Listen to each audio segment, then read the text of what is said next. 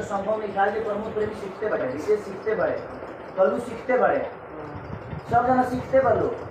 Samar Singh hero हुए झाट 5 लाख के औकात नहीं के 35 लाख से ऊपर कौन सिनेमा के देना मुझे अब वो टीवी पर रिमोट पर आ गए लोग हीरो करा के गए जे हॉल तक जाला जेकरा खातिर 50 रुपए के टिकट कटा के 2.5 घंटा के लाइन लगा के खड़ा हो गया। नमस्कार दोस्तों, इस बड़े महात्मा की प्रवचन तो आप सुन लिए।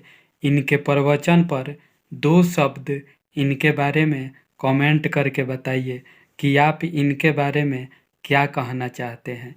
ये जो दूध पीकर बात बोल रहे हैं, बहुत ही शुद्ध वाणी, इनके बारे में 2 शब्द जरूर लिखिएगा। इस महात्मा का प्रवचन कितना प्यारा है, कितना अनमोल है, सबके लिए इनके दिल में प्यार रहता है।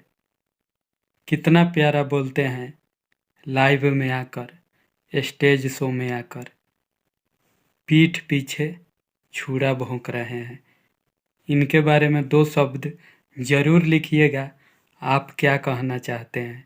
मिलते हैं दोस्तों अगले वीडियो में, तब तक के लिए नमस्कार, बाय बाय, जय हिंद दोस्तों।